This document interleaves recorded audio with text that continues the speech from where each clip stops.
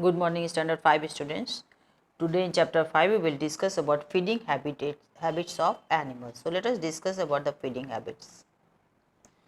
Feeding habits of animals. Different animals have different feeding habits according to their suitable place where they are living. So let us see about the different feeding habitats of animals. Food habits of animals. All living things need food to grow and to stay healthy. So without food, any living organisms cannot survive. Different animals eat different types of food. Their body and mouth parts are well developed according to the food they eat. All animals are classified on the basis of the type of food they eat. That means different animals are categorized into different categories according to their food habits.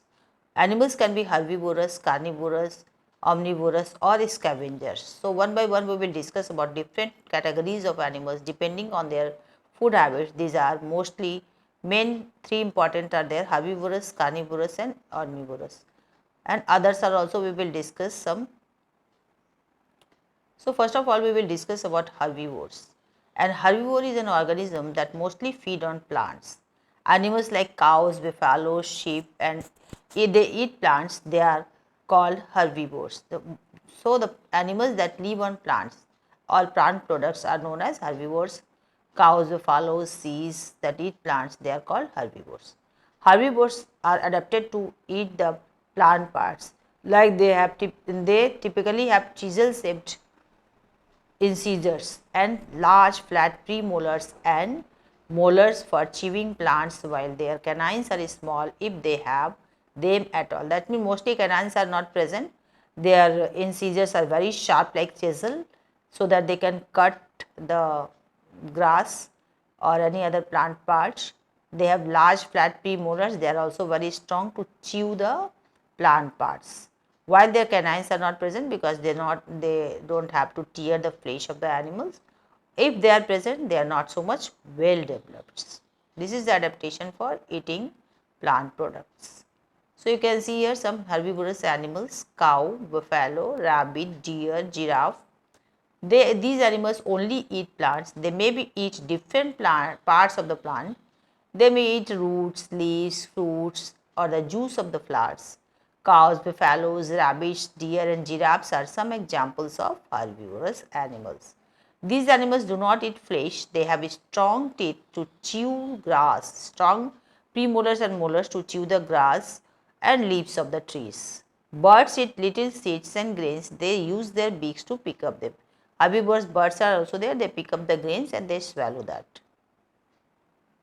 You can see the teeth of an herbivorous animal. They have flat, sharp incisors to cut the grass and the leaves of the plant. Some herbivorous animals are also given in this picture. Now carnivorous. Animals like lions, tigers, etc.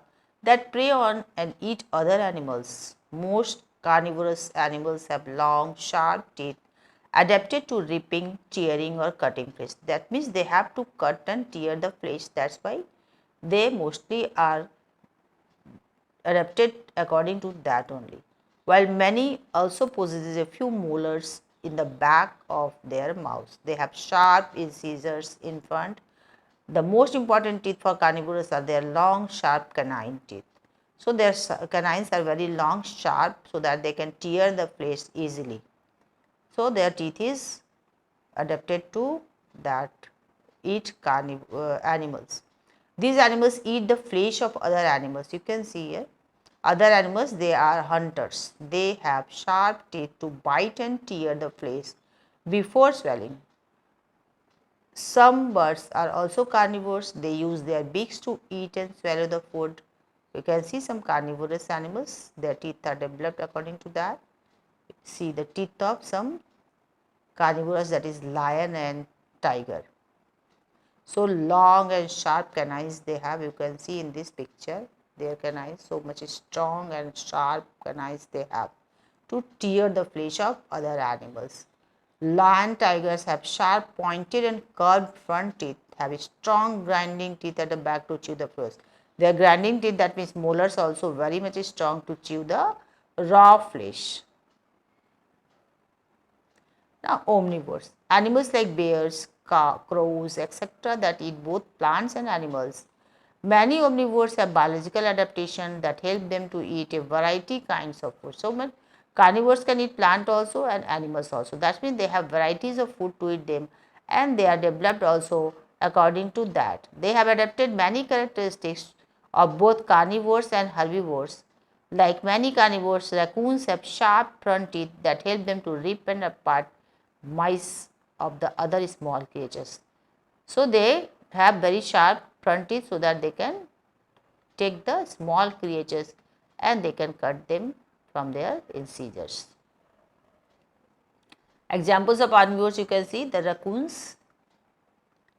The raccoon's diet consists of fruit, grain, fish, insects and earthworms. That means they can eat some creatures also. The turtle's diet consists of fish, snails, earthworms and plants, both plant and animal. The bear's diet consists of insects, beetles, grasses and fruits also. So, they are developed to eat both type of food. These animals eat both plants and flesh of other animals. They have sharp and strong teeth for biting and chewing both. They have sharp incisor also and they have strong molars also to chew. Many birds are omnivores. If you eat both meat and vegetables, then you are an omnivorous too. That means both animal and plant products if you can eat, then you are omnivorous. A scavenger. A scavenger is also an important organism for our environment, and these are an organism. A scavenger is an organism that mostly consumes decaying biomass. That means dead and decaying matter such as meat or rotting plant material.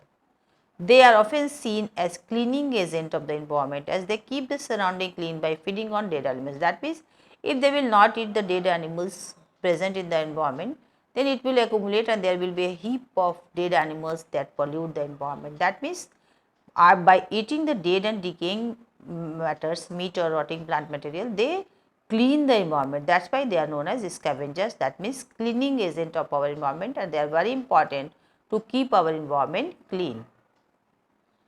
You can see scavenger, striped hyena, an animal that eats other animals what are already dead. An animal, you can see scavenger crow. Crow is also a scavenger. An animal that eats other animals that are already dead. Here you can see an animal that eats hagfish, other animals that are already dead. Scavenger, you can see vulture. Vulture is also a very good scavenger. They feed on dead and decaying matter animals.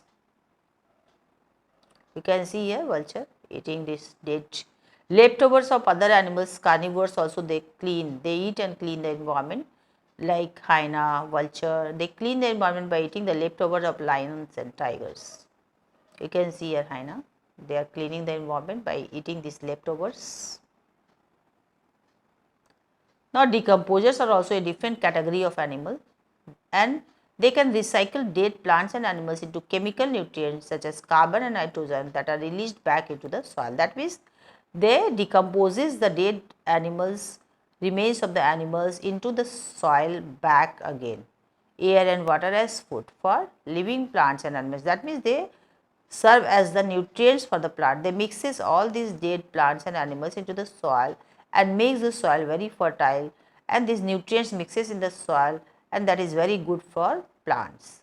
So, decomposers can recycle dead plants and animals and help keep the flow of nutrients available in the environment. That means they maintain the ecosystem by reviving the all this matter present in the living things into the soil again.